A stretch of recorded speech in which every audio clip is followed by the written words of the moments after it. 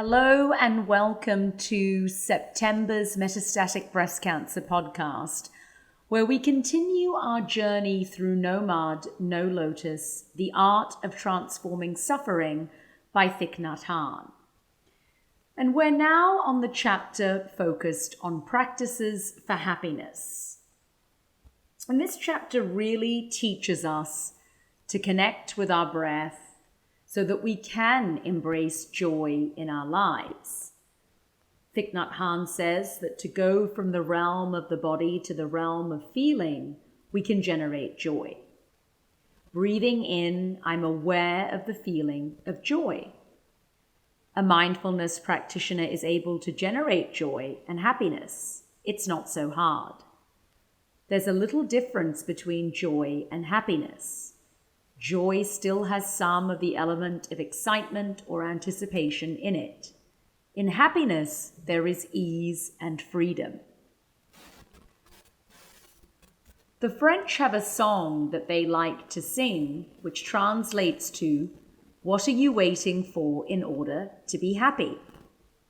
Thich Nhat Hanh says that we can all be happy right here and right now.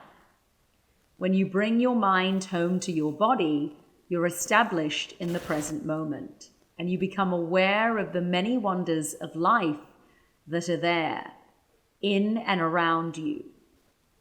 With so many conditions of happiness available, you can easily create a feeling of joy or a feeling of happiness.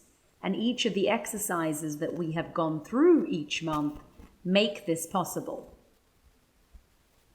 Thich Nhat Hanh shares a number of exercises that represent the art of happiness, and we'll be doing another one of his mantras in this podcast, which teach us how we can generate joy and happiness for the sake of our enjoyment and our healing, physical, mental, and emotional. And to also recognize and take care of our own pain and suffering within.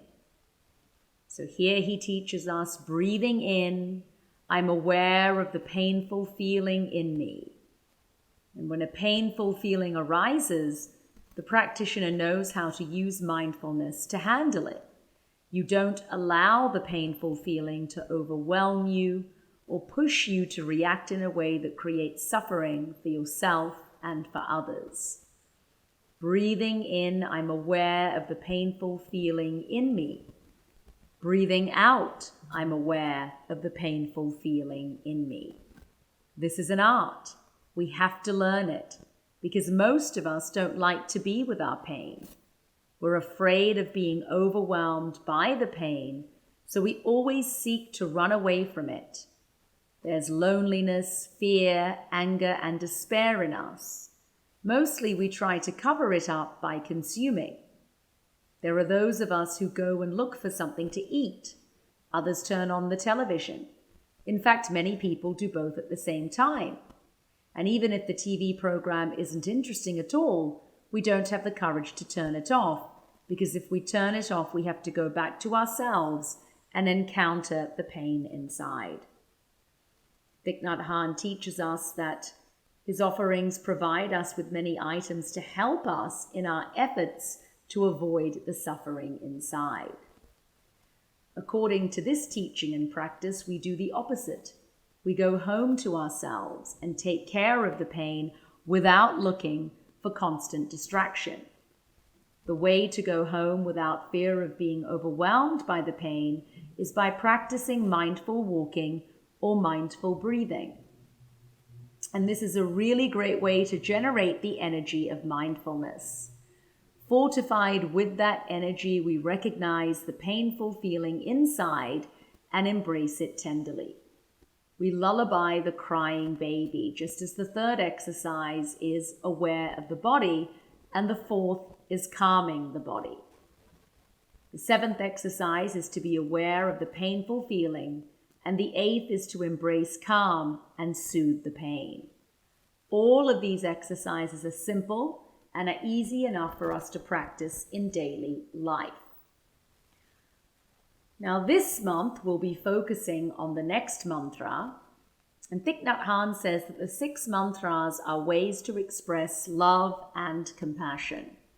They can be very effective in transforming suffering and producing happiness in a relationship with a loved one, a friend, or a colleague. Children can practice them too. You may start by first practicing the 6 mantras with yourself, because you can only love and understand another when you have practiced love and understanding for yourself. A mantra is a magic formula. Every time you pronounce a mantra, you can transform the situation right away. You don't have to wait. Learn it so you can recite it when the time is appropriate. What makes the mantra effective is your mindfulness and concentration. If you aren't mindful and concentrated when you recite the mantra, it won't work. And we are all capable of being mindful and concentrated. So wherever you are, I want you to become mindful of your inhale and mindful of your exhale. And as you do that, I want you to repeat the following mantra 3 times to yourself silently. I know you are there, and it makes me very happy. I know you are there, and it makes me very happy. I know you are there, and it makes me very happy. This mantra is to acknowledge the presence of the person you love and to say that you are very happy that he or she is still alive and available to you. Everyone wants to be embraced by the mindful attention of the one they love, and this can also include ourselves. This mantra will make the other person and yourself happy right away. I know you are there, and it makes me happy. The second mantra is also very powerful and can create happiness for both of you at the same time. Darling, I know you are there, and I am very happy. You have already produced your true presence, and so you are in a position to recognize the presence of another person, someone who is very precious to you. When you say, darling, I know you are there, you are also saying your presence is very precious to me and is crucial for my happiness. You can't make the second step unless you have made the first step. Now, last month we talked about the first step and the first mantra, which is I am here. I recognize my presence. I offer my presence to you, my beloved one. This is the best gift a lover can make to her beloved one. Nothing is more precious than your presence. You can buy things from the market, but no matter how expensive the things are that you buy for that person, nothing is as precious as your presence. With mindfulness, you can make your presence fresher, more pleasant, more loving, and you can offer that wonderful presence to your beloved one and make happiness for both of you. And this is a wonderful practice for us to do daily in our lives. So often we take the love of others for granted, and we don't thank people for their patience, their kindness, their tolerance. We're just focused on ourselves. And when I think about the aspect of community care and collective liberation, are we taking more than we are giving? And on the flip side of that, are we giving too much without receiving? And so to be in a truly harmonious relationship with ourselves and others cohesively and in community, it has to be a mutual exchange. Otherwise, we can become frustrated. We can become resentful. And so it's really important that we don't take more than we are giving, and that we also give without just taking. And when we are giving, we try to practice mindfulness by being unattached, but also being cognizant of the collaborative nature of giving and receiving.